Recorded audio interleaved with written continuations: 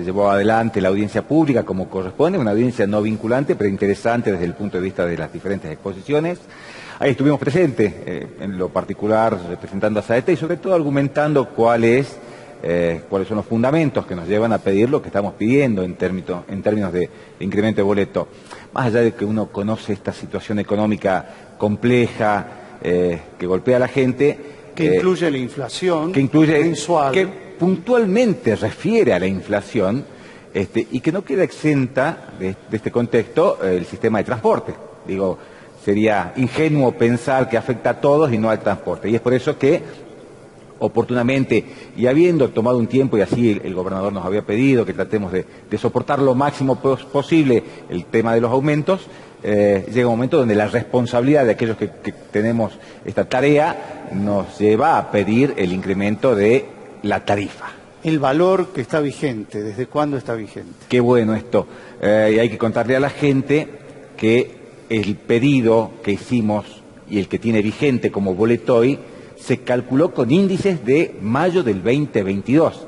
Fíjense si no estamos desactualizados. Y esto me da pie a contarles que tenemos la tercera tarifa más barata del país. Claro, de mayo del 2022 a julio del 2023 tenemos un 150% por lo menos. Creo que tenemos un cuadro sobre las tarifas del país. Tenemos algunos cuadros, pero se aplicó en tramos, pero el cálculo inicial se hace sobre mayo.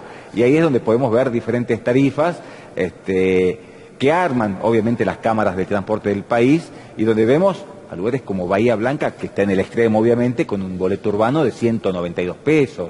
Un Mar del Plata, que ustedes saben que en términos de transporte y recolección de residuos es muy asemejable a la ciudad de Salta. Para dar una referencia, tienen un boleto hoy de 165 pesos y centavos. Pero no nos vamos muy lejos. Nuestros vecinos, San Salvador de Jujuy, un boleto de más de 94 pesos, o Palpalá, una localidad muy pequeña, un municipio muy pequeño de Jujuy, 125 pesos. Tucumán, y acá también no es intención mía ser peyorativo, pero hay que hablar de la diferencia en cuanto a calidad de servicios. Digo, estamos hablando de flotas totalmente avejentadas contra una como la nuestra, que ha renovado muchísimos coches en los últimos 2 años. ¿Qué antigüedad tiene la cantidad de vehículos que están promedio? Bueno, en los últimos 2 años y medio hemos renovado más de 200 coches, casi 250 coches. Sobre un total de 600. Sobre un total de 593 que son del ámbito privado, que son de los propios corredores. O sea, estamos 40%, en un promedio, digamos. Sí, estamos en un promedio hoy de prácticamente 4 años, cuando el país, y hay localidades que están superando los 15 y algunos llegan a los 20 años. O sea que es un muy buen sistema. Yo siempre digo con mucha autocrítica, tenemos mucho por hacer, pero la vara también para nosotros arranca muy alta. Un sistema que tiene muchos recorridos con una buena cobertura, con muy buenas frecuencias y con una flota que se actualiza, ¿no? Perdón, tienen servicios suburbanos también. Sí, por supuesto, tenemos los urbanos. Que otras localidades tal vez no. Exactamente, nosotros tenemos todo lo que se denomina área metropolitana, que son 10 municipios, que no es poco. Y ahí decimos que tenemos un servicio que es muy bueno, que seguramente tenemos muchas cosas para hacer y lo venimos haciendo y de hecho en los últimos años hemos incorporado más recorrido. Ahora, por ahí lo que se critica de estas audiencias es que no va la gente, no van organizaciones, no pasa nada, es como un trámite de forma. Y de hecho en esta fue muy poca gente. Sí, fue poca gente, la verdad que las exposiciones fueron correctas, nosotros pudimos cerrar y dar a conocer esto, lo que son los valores del transporte en el país. También queríamos mostrar datos concretos y no tirados al voleo, sino que llevamos datos de lo que fue la inflación interanual del periodo en el que pedimos este aumento. Estamos hablando en ese momento 114,2%, pero también digo para que se entienda que no solamente miramos la inflación, también hemos mirado los incrementos salariales de este último año medido interanual y nos daba que la administración pública tenía un incremento del 111% en la región NOA. La actividad privada un 104%, y algo que nos preocupaba porque muchas veces también los más vulnerables, aquellos que están en la economía informal, registraban un ingreso o un incremento de ingresos de un 81%, y el pedido que hacemos es centésimas inferior al 80%, con lo cual no estamos desconectados de la realidad de la gente. Seguramente que es muy incómodo hablar de aumentos en este contexto, pero vuelvo a decir, el transporte no está en una burbuja aparte de lo que pasa en la sociedad. Yo siempre digo, a comienzo del mes los sueldos se tienen que pagar, a comienzo del día el combustible se debe cargar en los tanques de los colectivos, el mantenimiento, los neumáticos, todo a valor de mercado. Esto, la situación no perdona y el colectivo tiene que salir en condiciones. ¿Cuánto sería el valor que se propone? Nosotros estamos pidiendo un incremento de casi el 80%, llevándolo a un valor de 110 pesos. ¿A partir de...? Es una determinación que la toma la MT de si nos van a autorizar este monto, desde cuándo y cómo se aplicaría. Pero un dato que veíamos recién respecto de las tarifas a nivel país, ya el 1 de julio, el promedio país, donde Salta y otras localidades lo bajan, pero el promedio país para un boleto urbano es de 102 pesos con 3 centavos. Miren si no estamos lejos con los 61,50. En algún momento, Claudio, hubo observaciones, se han registrado observaciones, creo que el diputado Cornejo, que había pedido un cuadro de estructura de costos más detallado. ¿Han tomado contacto? ¿Le han explicado qué es lo que pasaba? Bueno, en la audiencia pública que el diputado estaba inscripto, mandó sus excusas y presentó un representante que leyó un texto. También nosotros cerramos esta presentación diciendo, tenemos los estudios de costo, pero también cuando analizamos la necesidad de la gente, no lo hemos presentado, y miren la dicotomía, porque si no este estudio de costos nos hubiera obligado a pedir un monto mayor. Y hemos presentado 3 ítems como la justificación para este aumento, que tiene que ver con los salarios, que cuando hicimos el cálculo tenían un incremento del 91% aproximadamente, luego con las últimas paritarias y un retroactivo se fue al 110%, pero bueno, el cálculo era 91%, el combustible que tuvo un incremento de entre un 60 y un 61%, y este es un porcentaje que está pisado, sabemos todos que el gobierno nacional viene frenando los incrementos de combustible. Y el 7 ítems, porque son los 3 más representativos en términos de erogaciones, son la reposición de neumáticos. Estos 3 índices nos permitían pedir una tarifa de menos del 80%. El estudio de costos nos hubiera llevado a un valor mayor. De hecho, claro, porque cuando hablamos de amortización de vehículos y renovación de plantel. Claro, y estamos hablando de lo que es los fluidos y todo lo que puede hacer, para que la gente tome noción, del mantenimiento de un vehículo particular, extrapólenlo al volumen de un colectivo multiplicado por 600. O sea, es una cifra muy importante. Y el dato concreto es que fíjense lo que está pasando con el transporte del interior, que ellos sí han presentado el estudio de costos y han solicitado un 130% de incremento en su tarifa. Entonces nosotros, considerando esto que yo decía, los incrementos salariales de la gente, hemos compatibilizado estos dos índices pidiendo solo un 80%. ¿Y cómo es el tema de los subsidios nacionales respecto también al cálculo que hay que hacer? Un tema que no es sencillo. Nosotros venimos contándole, y ahí en la audiencia pública lo hemos presentado, cómo ha decrecido en los últimos 10 años la participación en términos porcentuales del Estado nacional. Tenemos un cuadro también, un gráfico. Hay un gráfico que lo muestra, nosotros queríamos que quede bien plasmado.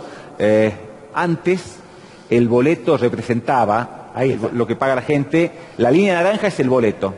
Estamos viendo que representaba entre un 44-45% de la estructura de ingresos de la empresa. Bueno, hoy, por ir retrasando la tarifa, representa un 25%, queda al medio. Fíjense que la línea azul es la que viene también decreciendo, son los aportes nacionales. Representaban un 40% de los ingresos de la compañía. Hoy representan un 17%. Y al contrario, la provincia ponía un 16 o un 17% de recursos y hoy está poniendo casi un 58%, sin tener en cuenta los últimos incrementos salariales y los próximos que se vienen de todos los costos. Entonces, ahí es donde nosotros decimos, debe haber un esfuerzo compartido, porque también el que la provincia, que además no es menor el esfuerzo por lo que acabamos de mostrar en este cuadro, pone un flujo importante de dinero, seguir agregando participación porcentual haría que se estén restando de otras actividades, recursos a otras actividades. Esto tampoco se puede permitir, y acá es donde también se dice que el esfuerzo debe ser compartido. Y el costo del boleto es una realidad, lo estamos viendo en el resto del país, así que esto es lo que estamos planteando. Y con este aumento de ese 25% de aporte de la línea azul, ¿a cuánto calculan que se va a ir? Calculamos que pasaría aproximadamente a un 30-33%. ¿Por qué? Porque hay que tener en cuenta que cuando hacemos el pedido estamos tratando de recomponer tarifa por el atraso que tenemos. Sí, no es para adelante. Y para nada estamos preveyendo lo que sabemos que va a venir. Sí, por ejemplo, aumento de combustible, que ahora tiene una continuidad, ¿no? Aumento de combustible que va a ser continuo, salarios que ya están acordados hasta el mes de septiembre con incrementos que no está en tela de juicio porque entendemos que la gente tiene que cobrar bien para estar medianamente tranquila. Y todo lo que pasa respecto a lo que es un vehículo. Y, Claudio, y subsidios nacionales, que es la otra variante que también se cae. ¿Cómo estamos porque históricamente venimos hablando, creo que incluso lo hablamos en el otro programa también, sobre esta historia de que Capital Federal o el conurbano y Capital se llevan la mayoría de los subsidios? ¿Cómo lo medimos eso? ¿Cómo estamos? Mirá cómo están los datos. Hoy el AMBA, todo lo que es Cava, Ciudad Autónoma de Buenos Aires y el primer cordón del AMBA, se llevan 45.000 millones. Esta cifra tal vez no dice mucho. 45.000 millones destina a la Nación para 10 millones de usuarios. 7.000 millones para 9 millones de usuarios de todo el interior del país. La verdad que Nación había comprometido cuando iniciamos las paritarias a través de las cámaras empresariales un mayor aporte que sí se lo dio al AMBA, había comprometido 2.000 millones más para todo el interior, estaban pautadas reuniones que no se han dado todavía al lugar para que se pueda hablar sobre la distribución, así que estamos a la espera. De hecho que la provincia cuando firmamos los acuerdos comprometió hacernos anticipos que deberemos devolver a cuenta de estos aumentos que deben llegar a Nación. Pero bueno, seguimos teniendo transporte de primera y segunda, interior y el AMBA. Ahí el indicador per cápita muestra una diferencia monstruosa. Ahora, ¿en kilómetros recorridos también se observa eso? Si comparamos esos 45.000 millones. Sí, es casi similar, pero también hay un detalle que hay que mostrar. Habla a las claras de la pésima ejecución de esos recursos, porque vemos que hace muy poquito tiempo muchas jurisdicciones del país por no lograr los acuerdos, pero también el AMBA con ese flujo de recursos han tenido un paro que no se ha dado en la provincia de Salta, merced a las negociaciones que llevamos adelante y al compromiso de la provincia con el transporte. Pero sí, se ve que los recursos aparentemente caen en un saco sin fondos en lo que es el AMBA. Así que seguimos planteando todos los que estamos vinculados al transporte la necesidad de que se genere una ley federal de transporte para que la distribución sea transparente y equitativa para todos los argentinos. Hay dos elementos que elevan costos que son fundamentales. La gratuidad para estudiantes y jubilados. ¿Se ha revisado en algún momento cuál es la incidencia que eso tiene y está en riesgo de que eso en algún momento se revise? No, se analiza permanentemente, siempre estamos mirando cuál es el costo, de hecho eso nos da un costo de pasaje para aquellos que pagan, y hay que decir que, y es bueno el comentario, cuando nos dicen yo pago mi boleto, sí, toda la gente que paga un boleto subsidiado, porque el valor real hoy de un viaje urbano es de 404 pesos, con lo cual 60,51 es prácticamente un 15%, o un porcentaje similar, o sea que la gente paga solo un 15% del costo real. Y están estas personas que vos mencionás, los estudiantes, los jubilados, estudiantes de todos los niveles, públicos y privados, que tienen la gratuidad y para nada está en tela de juicio este beneficio. Sí, lo que siempre hacemos de carácter... Control. El control, la responsabilidad, el uso mesurado de este beneficio. ¿Qué tope tienen los estudiantes? Los estudiantes tienen 100 viajes al igual que los jubilados. Y por eso digo, es importante la mesura, el control, porque el que sea gratis para alguien no significa que para el sistema no tenga un costo. Y el hecho de utilizarlo en demasía genera la necesidad de poner más coches en calle, con lo cual los costos se incrementan. Entonces, pero no podemos dejar de ver que en una familia tipo, papá y mamá tal vez pagan el boleto subsidiado, pero también tienen la ayuda económica de que los hijos no pagan ese boleto si están en edad escolar o hasta la universidad o los terciarios. Se me ocurrió una pregunta porque lo veo pasar a veces en el circuito Salta San Lorenzo, las guaguas, que son estos colectivos acoplados, digamos. Los articulados. Los articulados. ¿Qué experiencia es conveniente por la cantidad de pasajeros que llevan? ¿Es muy alto el costo? ¿Cuál es la evaluación que hay? No, los costos no son mayores. Y sí, son muy convenientes, sobre todo de lunes a viernes. Ustedes verán que los sábados y domingos no circulan porque la demanda baja muchísimo. En horario pico. Pero sí, obviamente, y sobre todo para los recorridos interurbanos, los de media distancia, es donde están abocados estas unidades, porque dan muchas respuestas, sobre todo en la hora pico, y estamos hablando de primera hora de la mañana, al mediodía o a media tarde, ¿no? Ahí la respuesta es buena y el costo no es diferenciado. Y a la inversa, muchas veces nos han sugerido que pongamos coches más pequeños para la ciudad.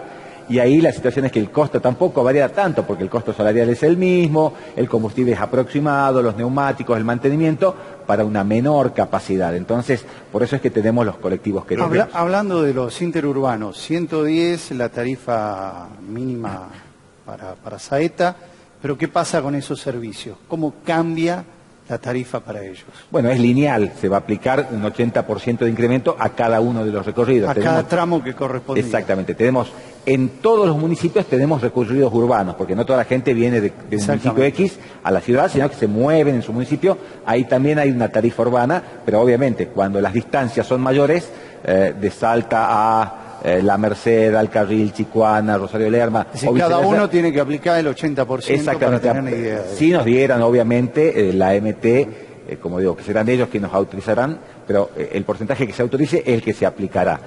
Nosotros tenemos pensados en un futuro no muy lejano hacer un planteo para equiparar costos, generar ventanas de transbordos, porque entendemos que la gente también está tomando muchas veces más de un colectivo. Ustedes saben, aquellos que peinamos canas, sabemos que... Los que todavía tienen que peinar. Tenemos algunas canas y las vamos perdiendo, sabemos que la ciudad ha crecido, sobre todo de norte a sur.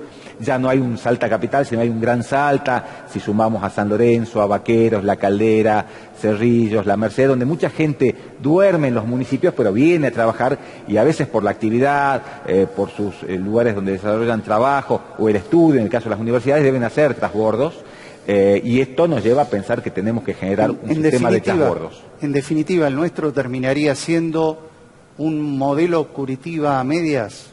Sí, seguramente, y ahí es donde queremos mirarnos, ¿no? Con ejemplos que son de éxito y que nos llevan a pensar, y de hecho lo estamos haciendo con un estudio de movilidad que lo charlamos en la entrevista pasada, lo hemos terminado de estudio. Faltan las dársenas distribuidoras en puntos clave, por ejemplo. Seguramente nodos donde se pueden hacer transbordos o terminales de transbordo, pero sí, apuntamos a ubicar más recorridos como hemos hecho con los últimos dos, que no pasen siempre por el centro para descomprimir, generar caminos alternativos. Va a ser una buena noticia cuando ya esté terminada la obra de la autopista oeste-norte.